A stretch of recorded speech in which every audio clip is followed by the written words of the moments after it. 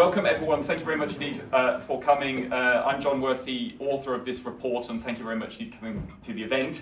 First of all, I'd like to give the floor to David Pugh from Kent here, who are our hosts together with Hauts. So if David, you can just say a few words to start. Then we'll come to Kai Tegethoff, member of the European Parliament, to say a few words, and then we'll launch into the report. So David, over to you. Thank you, John, and welcome to Kent County Council in Brussels, and welcome to everyone online. For Kent, having international rail services is one of our key objectives because of the benefit that it brings to the county.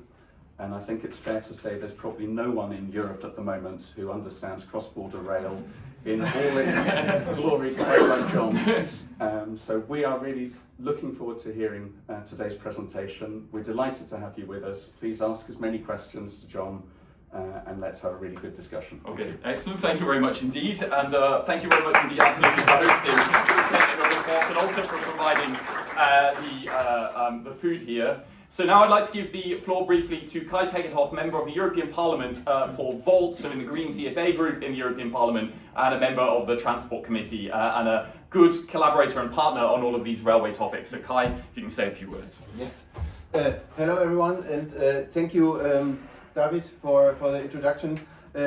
Thank you, John, for inviting us and for getting all this together. I think the work that is behind this is incredible and very much appreciated, of course, because it also gives us a foundation for the future work that is to come. And you have been doing there something that we have not been seeing enough in the past. You have actually gone out and traveled all those routes and visited the stations and collected all the data, documented it in detail, so that we actually get a better understanding of the matter. And also, I think as an independent expert outside of the institutional perspectives that we constantly have on board here, you also bring something very new to the table, which is a perspective that is actually grounded into those hard facts and observations that we very much need to take our decisions, and that is going further beyond just general declarations and so on. I think this discussion and looking into this topic now definitely also comes very much at the right time. Just 2 weeks ago, we have seen Commissioner Tsitsikostas presenting the Commission's high-speed rail plan, and I mean, this document very much puts the focus on high-speed rail, and also rightly so. I think that's a good way to push Europe's rail strategy forward for the future. But we also see that while this plan, of course, points in the right direction, we see at the same time the challenge is not in formulating the ambition, but actually in turning this into a delivery. And this is something that we have been struggling with in the past, of course, very strongly, and that's also what you always try to put some spotlights on, that the good ambition alone is not what brings us in actually delivering the European vision there. So we need to make sure that this infrastructure that we already have then in the end also translates into regular, reliable services across borders, which is so far also the crucial part that it often lacks on. And in this context, the Channel Tunnel, of course, is the perfect example. While it is modern, cross-border and high-speed, just that kind of infrastructure that we want to see, that we also want to push further with the high-speed plan that is now presented. We still see it is still underused, and the same is of course true for many similar routes that have the same characteristics. So we actually have world-class infrastructure in parts, but still many barriers to make the full use of it. And that's just what you have the focus here, and what you're highlighting and giving us a better idea of where we actually need to focus our work on to make this vision become true. So if we can make it work in the Channel Tunnel, I think with better coordination, more cooperation, more operators, and also smoother procedures in total, then we can also show how Europe's high-speed rail network might work in the future. And I think with this, I can already leave it for now and hand it back to you to go deep into the details of the report and show us your findings. Very much appreciated, and thank you very much for this invitation. Okay, excellent. Thank you very much. Right then, let's launch into it. So if you take a seat, we will. So just a couple of words about how it's going to go. My presentation here is on the record and is being recorded and is being live streamed.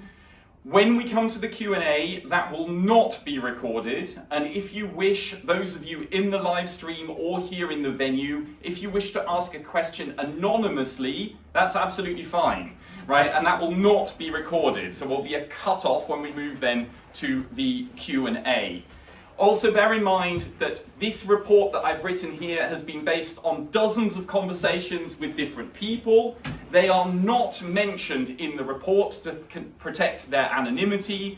And ultimately, if you disagree with something that I say or find an error with it, feel free to contradict that, and I may even then publish further versions of the report with corrections and so on in that report in the future. So let's make a start in terms of the presentation. I have a slightly strange setup here where I have to press two buttons at the same time to move the presentation onwards. Wait a minute, I've got to get that right window up. Here we go. Right, so we have had many false dawns in the future of the Channel Tunnel. In 2010, Deutsche Bahn sent a test train through the Channel Tunnel, but ultimately concluded that the trains were too unreliable and the border controls too onerous in order to manage to run trains to London.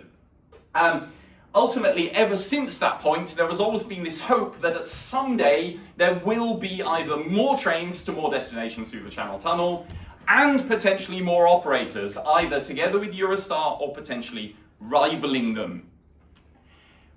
What got me involved in all of this Channel Tunnel topic in the first place was reading inaccurate news stories about the Channel Tunnel, right? The Spanish railway operator Renfe in 2021 was meant to be interested in running trains through the Channel Tunnel. We then had the rival company Evelyn, also present here today, who had a Euronews story about them in 2023, saying they will be running by 2026, but it doesn't quite look like that's going to be happening. And most recently, we have had the story that Virgin Trains is about to run to Paris-Charles de Gaulle Airport. Probably not, but I'll come to that in a minute. So ultimately, what happens when I, as an independent campaigner, get annoyed about a public debate somewhere? I start to investigate what I could do about it. So I have a model which has already been tested. It's my major project called Cross-Border Rail, where I go and investigate international railway lines in all corners of the European Union. So I've done this as a kind of a spin-off of that project. Pack up the folding bicycle, pack up the drone, go off, check what I find on the ground, and investigate what I find. And all of these projects are also crowd-funded, so it means that they are independent of all governmental bodies and independent of all railway operators. So I can give a completely neutral and independent view of what I discover on the ground. So what did I do with the, here is a picture of the joyous car park of Ebbsfleet Station. I set about finding, hey, if that will move on. So in this report, I aimed to evaluate three things. All of the types of train that can run through the Channel Tunnel, all of the stations that could be served from London, so the stations on existing routes which are temporarily closed, and potentially new destinations, and all of the potential operators, or existing and potential operators of Channel Tunnel trains in the future. So that was what was included in the scope of this report. But I could have gone further, theoretically, right? There are some things which are not included. They are, if the screen will move on, the joys of the large screen. Here we go, it's very low resolution. So there are disappointments for some people in this report. I do not include stations in the UK anywhere on the UK loading gauge network. So basically, for those not technical in the room here, loading gauge is the size of a train, and that is smaller in the UK than it is in continental Europe. The bridges are lower and the trains have to be narrower. So if you buy a TGV, for example, you cannot run it in the UK anywhere except the high-speed 1 line that goes from the Channel Tunnel to London. So anything else, Birmingham, Newcastle, Leeds, Bristol, even London Waterloo, they are all out of scope because no one at the moment is building high-speed UK loading gauge trains which are also suitable to run on the continental side of the Channel Tunnel. There is other work done by other campaigning organisations addressing this one in much greater depth than I can. So in the UK beyond London, I couldn't cover it. Night trains through the Channel Tunnel are too complicated to get night trains to run in Europe in general without adding the additional border control complexity to it, and the issue of existing types of night trains have an axle load which is too heavy to run through the Channel Tunnel or run on the high-speed lines on either side of it more strictly. So they're out. And stations that are more than 6 hours from London with a high-speed train are also not included. So Barcelona, Milan, Hamburg, Berlin are not included in the report because they're judged, at least in the short term, as being too far. So, a word first of all about the track and Channel Tunnel capacity. In the public debate, I am often asked, is there enough space on the lines to run more trains to London? And the answer to that is obviously yes. There is also enough capacity on the track through the Channel Tunnel to run more trains. So track capacity, at least on the core routes, so London to Brussels and London to Paris, track capacity is not the problem. The issue, if you wish to expand routes through the Channel Tunnel, the problem are the stations predominantly and their capacity, which is therefore being the choice I made in this report to focus much more heavily on that rather than on the track capacity. Beyond Brussels and beyond Paris, there are some track capacity constraints that it might be worth looking at in a future follow-up project, but I haven't been able to do in this one. Right then, so let's move on and talk first of all about the trains. It's very important to talk about the trains first of all, because once we've understood that, we can talk about the stations for reasons that will become clear. So, the existing trains that run through the Channel Tunnel are all one piece, close to 400-metre long trains, right? So it is a one-unit train. The ones that run most often are a 16-carriage Siemens Velaro, 399 metres long, one large train. All of the trains that will run through the Channel Tunnel in future and that all operators are looking to purchase are instead 200 metres length.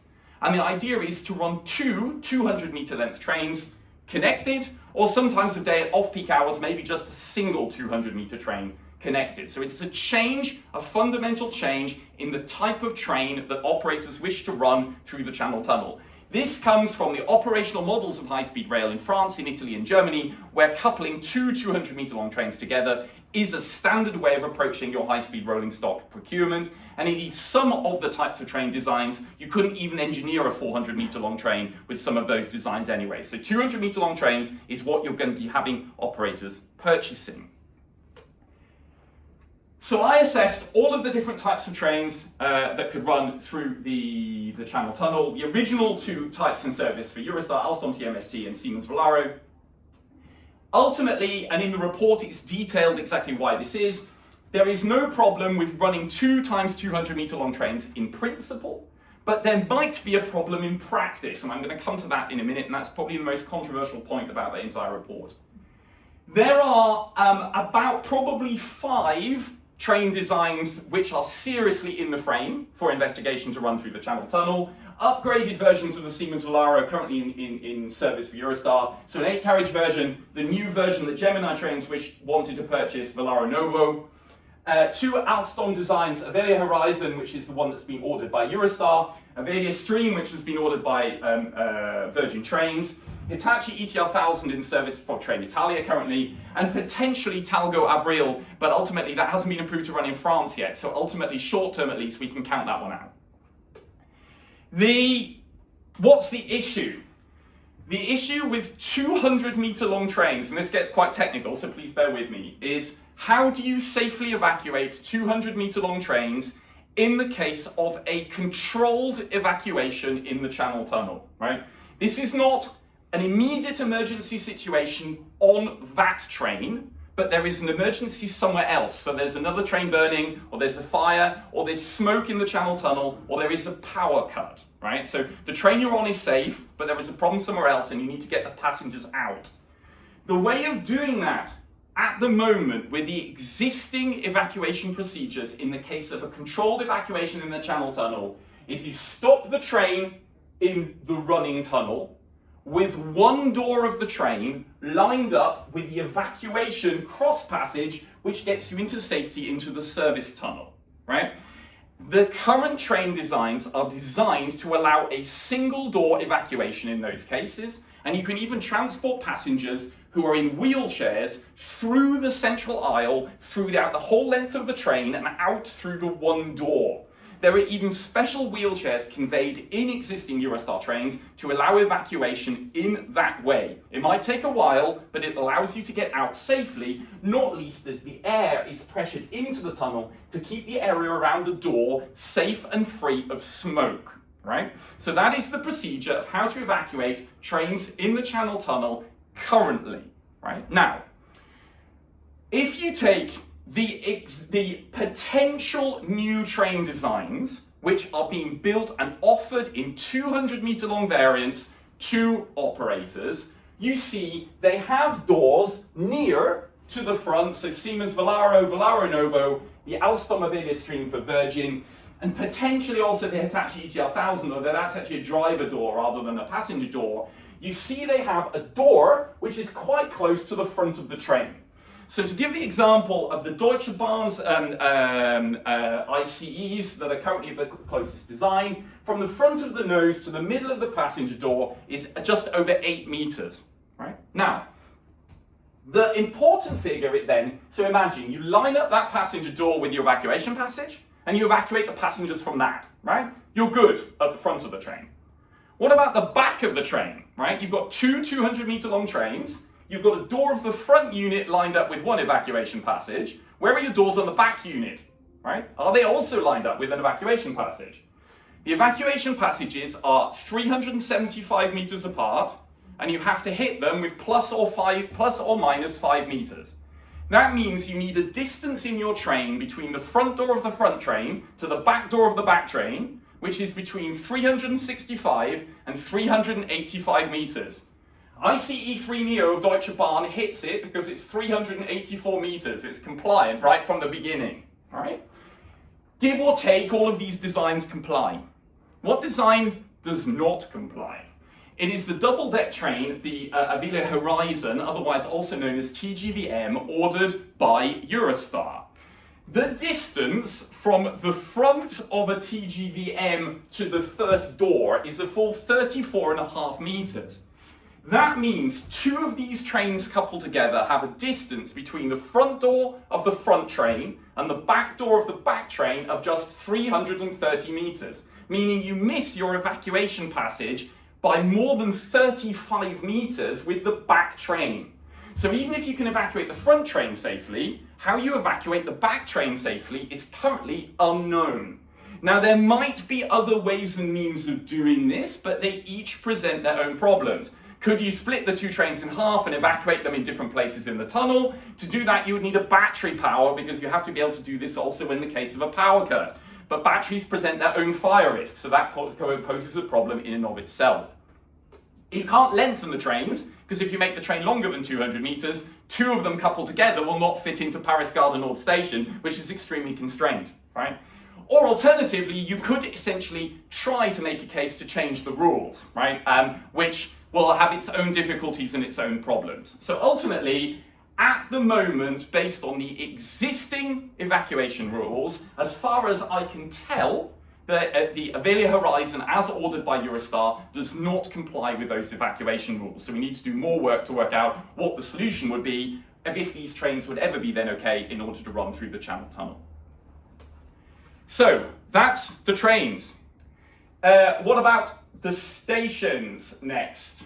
I worked in this report with the assumption that the rules, whoops, I've gone too far. Right, so In this report, I've worked with the assumption that the regime for stations remains unchanged. You have to do passport controls and security checks before a passenger boards the train to go to the UK, right, which is the existing regime, and that politically in the UK is not going to be able to be changed. That means doing passport controls on board, or so-called detraining. That basically means getting all your passengers out of a train in Lille with their luggage and getting them back into the train again is neither comfortable nor practical. So it's, other than for a tourist service once in a while, you shouldn't be trying to attempt that. And there is an obvious and understandable desire for more through trains to more destinations, right? That's pretty much obvious. So that's basically the case for more stations. So how did I assess the stations? So I went to 63 stations in total, they're not even all shown on the map there, and allocated the stations according to a 4-point scale. Green ticks mean the buildings are already present to allow you to run trains to London from there. All of the places for a secure platform and passport controls are present in that station. A yellow wrench means with minor adjustments to buildings or something on a platform, you could imagine how that station could be made to be compliant.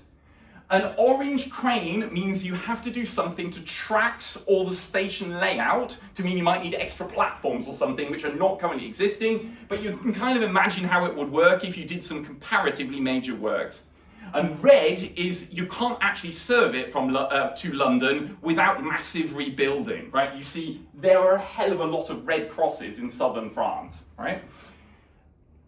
If you follow the link to the interactive map, you will also find some grey icons. Grey stations are ones which I eliminated because a neighbouring station was better, basically.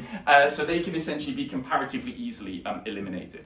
I'm going to go through each of these lines, and each line is labelled as a corridor in turn. So first of all, we have the core routes, right? This is pretty much obvious. London to Brussels and London to Paris. All of the stations are compliant here, except Stratford in East London, that would need minor upgrades in order to manage to be able to allow it to be served with Channel Tunnel trains. The one which is most interesting, and if you've never visited it, I can highly recommend you would do so, is Ashford, because Ashford has the nicest Eurostar terminal, full stop, right? It is better than any of the existing terminals, and it's a very impressive and well-constructed building where you could really actually imagine a very nice passenger experience if you were to be able to board there. The main issue on the core routes is for stations Ebbsfleet, Ashford, Calais, which are currently not open, and also Lille Europe, which is not as well served as it used to be, is what is the economic case for starting running trains there or running more trains to those stations? And who would foot the costs of reopening those stations that are currently closed? At the moment, I do not have full transparency of who bears the costs or would have to bear the costs of the reopening of those stations. So that's an important thing which we need to work on in the future, is if you wanted to reopen those stations, who would pay for it? Right, so that's the core routes. It's relatively straightforward, at least to understand how it would work, although politically it's more complicated. So here's the bad news for Richard Branson wanting to run to Charles de Gaulle Airport. There is a big fat red cross on Charles de Gaulle Airport on the Paris bypass. So you have a high-speed line all the way around to here, and then that's actually a slower piece of line. So basically meaning you can run high-speed trains coming from the north around Paris and to connect to routes south of Paris. Has two stations on it, Charles de Gaulle, which requires massive rebuilding works in order to be able to serve it because there is no secure platform, and Marne-la-Vallée, which was for Disneyland trains. It's a very interestingly engineered station, but with a small terminal. So it is not a panacea by any means, but if you wanted to run trains to Marne-la-Vallée, it would be possible, but you would have to station border guards there, so it faces the same types of challenges like Ashford or Ebbsfleet do. Moving on, so then I went the whole way to southwestern France, so the whole way to Bordeaux. The difficulty here are not at the ends of the line. So Bordeaux-Saint-Jean and Massy-TGV, you can accomplish comparatively easily. The problem is what's not in the middle, right? So ultimately, Bordeaux-Saint-Jean, which is also an amazing station, has this already a low fence, you'd have to heighten it somewhat, to make the platform that's closest to the building secure. So you could basically redeploy that platform comparatively easily for Channel Tunnel trains. The problem is, however, in Angoulême, in Poitiers, and in Saint-Pierre-des-Corps for Tours, you can't actually do anything very easily at all. The only one that does work is the Futuroscope theme park, which is actually on the wrong track, and you probably don't want to go to the theme park anyway, right? So ultimately, would Bordeaux-Massy-London work? Well, it would work practically, but would it work in terms of the passenger demand, right? That's the question that you'd have to ask about that route. Next up, the absolute nightmare is everything in southern France. So the only things that work are the 2 Montpellier stations, potentially, but they each have downsides, and Avignon-Ville, which did have Eurostar trains in the 1990s, but is a tiny station and doesn't even have a proper car park there. So ultimately, it would be compliant, but no one would want to run there. All the places that people would want to run, notably Lyon and Marseille, are extremely difficult, because there is no viable place in either Lyon-Pardieu or Marseille-Saint-Charles. All of the platforms in Marseille-Saint-Charles are far too narrow, and there's no way to get onto them in a secure manner. And the platforms you could secure are all too short. So ultimately here, to serve Marseille, for example, you would have to wait for the ongoing full redevelopment of the railway station, which is due into the next decade, before you could potentially run Channel Tunnel trains there. So ultimately, all of the south of France, anything Lyon and beyond, is very, very complicated to manage to do. So this was ultimately, in my grassroots research, this was ultimately the big disappointment. Easier, if you wanted to, are the 2 stations in the Alps. There used to be ski trains from London to the Alps, which used to stop in 3 stations going to Bourg-Saint-Maurice and only 2 in the other direction. The reason is the one in between M-La-Plagne you can't serve, but Bourg-Saint-Maurice and Moutier, if you wanted to, I still have all of the physical infrastructure in order for Channel Tunnel trains to serve. You can see here there's a large fence that separates off the platforms, so you can actually secure the platforms in Bourg-Saint-Maurice if any company wanted to try. Right then, to the really interesting one, Switzerland. I don't know if there's anyone from any Swiss-connected organisations here in the room. Very good, but we have plenty on the live stream. Switzerland is extremely interesting, but a little bit complicated. So let's start by eliminating the one which is heavily talked about, but is actually the most difficult to serve. It is Geneva. So if you've ever been to Geneva, you think, there are the secure platforms which serve the trains from France and used to have a customs control when you disembark the train from France. Unfortunately, those platforms are going to be rebuilt in the coming years and so are not going to be available for Eurostar or Channel Tunnel trains. Eurostar itself has the idea, it says it wants to run to Geneva, but I don't know if they've actually really begun to work out how. The much more interesting ones are Zurich and Basel, and when you serve them, could you also serve Freiburg and Strasbourg, right? Now, this was a very complicated conundrum, but it's just about doable. The way that you do it, all right, so this is Zurich Hauptbahnhof. You can secure Zurich Hauptbahnhof in the night hours because there is a massive fence that comes out of the ground, right, on the ground, so, right? Now, you have then underneath a large exhibition space which you could deploy as your terminal, right? You have a similar arrangement, not with a fence, but with a room which you can deploy at Basel SBB. But the shortcoming of both of those stations is you can only run 200-meter long trains to the secure platforms, right? So that's why I investigate trains first of all. Now you would have one 200-meter long train starting from Zurich, one 200-meter long train starting from Basel. You couple them together somewhere and you send them on a route to London. Now the question is which route do you go? You could go via Mulhouse and Dijon, you could go to Strasbourg, you could couple them somewhere in Weil am Rhein and send them to Freiburg, and then to Strasbourg, and then on to London. And interestingly, Strasbourg, although no one ever mentions it in the Channel Tunnel debate, is actually possible to redeploy because the platform that's on the building side of Strasbourg station is 400 meters long and has place for a terminal directly on the platform. So ultimately, that's actually one that there's some potential and some opportunity that you could connect those together. I'm happy to answer questions about any of the permutations, but you see why 2 times 200 meter long trains make Switzerland possible. If you had a 400 meter long train, you can basically forget it. Next up, southern Germany. Stuttgart is the problem. They're rebuilding the station, Stuttgart 21, putting all of the current terminal station underground. They're not foreseeing Channel Tunnel trains in the rebuilt station and there's no place for them. You could stop in Karlsruhe, and there's even a solution in Munich, but would you run London, Karlsruhe, Munich without stopping in Stuttgart? Probably not, and it's at the upper end of the total time for a trip to get yourself the whole way to Munich. So ultimately, I wouldn't say it's going to be entirely impossible, but I'm not holding my breath that this one will be served by anyone anytime soon. So we have then a picture of the building works of Stuttgart 21. Right, then the next is Western Germany. This was a bit of a puzzle to sort out, but I finally got there. Starting first of all in Frankfurt. There is an opportunity for 200-meter long trains in Frankfurt Hauptbahnhof on the platforms north or south of the terminus station, where theoretically you could secure them. The picture here that I have, the picture is from, let me go back one. The picture is from Cologne, right. The headache in Cologne is Cologne main station. Any of you that have ever been there know it's an extremely full, very congested station, very limited by the bridge and by the cathedral.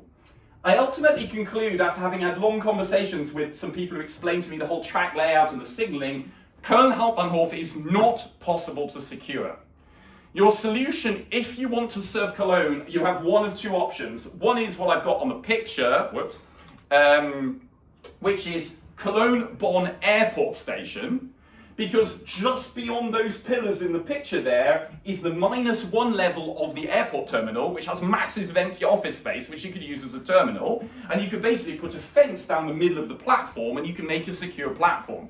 The other alternative, if that doesn't work, is Horum, a suburban station on the western edge of Cologne, which has a massive car park next to a platform that you could use to park up your trains. So ultimately, Köln Hauptbahnhof won't work, but Köln-Bonn Flughafen or Horum do.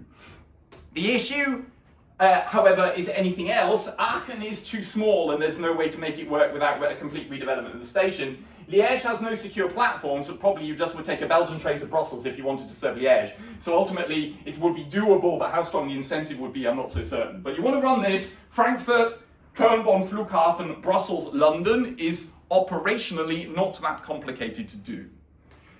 And then last but not least, let's move on to the final bit, which is the Netherlands corridor. We have two operational stations at the moment, Amsterdam and Rotterdam. Rotterdam has a very ingenious way of managing to get the trains to be boarded. You basically have people stored up in an office block, you secure the platform for 10 minutes, everyone comes down out of the office and boards the train. The problem is it's tiny, it has only 165 people can fit in there. Amsterdam has a different problem, it's 700 people can fit in the terminal, but the throughput of getting them into the terminal is very slow. That means short term, you can't run more than one train every 2 hours to London from any of the Netherlands stations.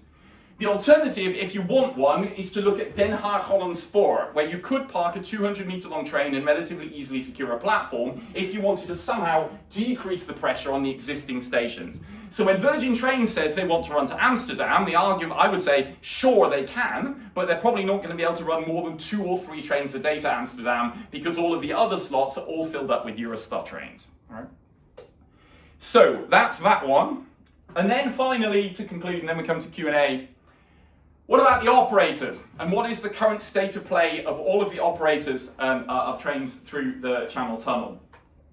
Eurostar is going to be running all of the trains, long-distance trains through the Channel Tunnel, at least until 2029, probably a little bit beyond that. The company is a difficult one to understand as an outsider because they say a lot of things that can't all be true because they are all somehow contradictory. There is also the issue that they have bought 30 new trains, but they actually need to replace more than 40 trains if you include the ex-Thalys routes, which run only in continental Europe.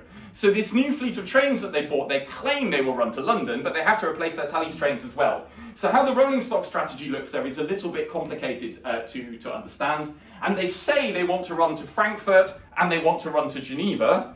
Well, Frankfurt, I think you could probably do, right? Potentially in collaboration with Deutsche Bahn.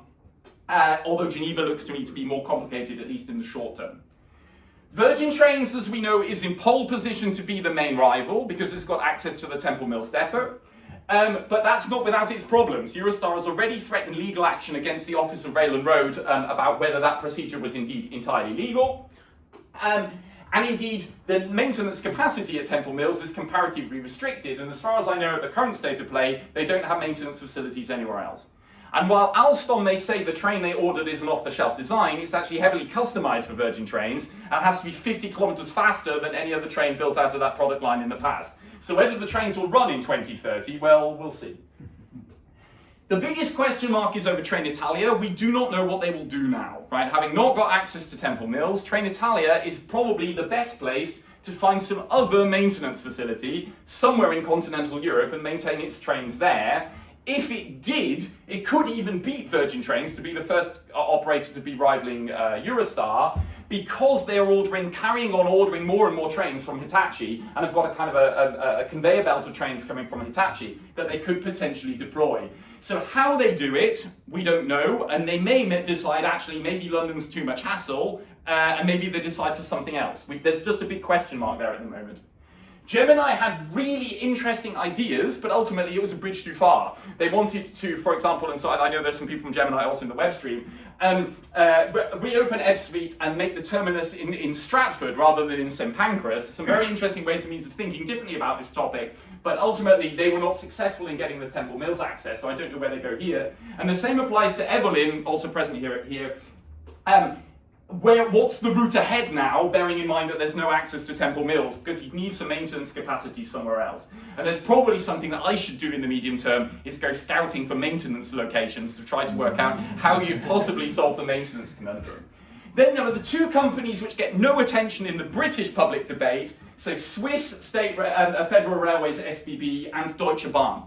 SBB are committed to at least investigating London further, but will only announce in 2026 what high-speed trains they will order, and they will order at least 40, and those trains should be Channel Tunnel compatible from the beginning, and should be running by 2030.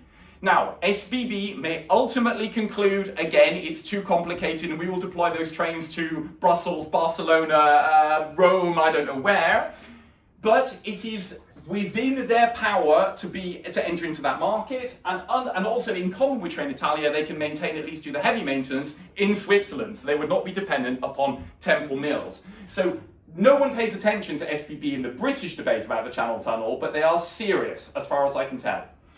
Deutsche Bahn has an official position to want to run trains to London, but at the moment has no trains which are compatible with the signalling systems on the French high-speed line, HS1 and the Channel Tunnel. When the European standard signalling system is installed on all of that infrastructure, ETCS, by 2035, if we're lucky, then Deutsche Bahn would have some compatible trains. The question for Deutsche Bahn, and to some extent for SBB, is do they do their own thing, or do they do it in collaboration with someone else, right? And at the moment, we don't have clear answers to those points. So, that is all from me. That says that text which I've just been talking about. Final slide is a legal slide because I'm using Creative Commons images, so this clears me legally. And that is all for the presentation. Now it's over to you to ask me questions about all of that.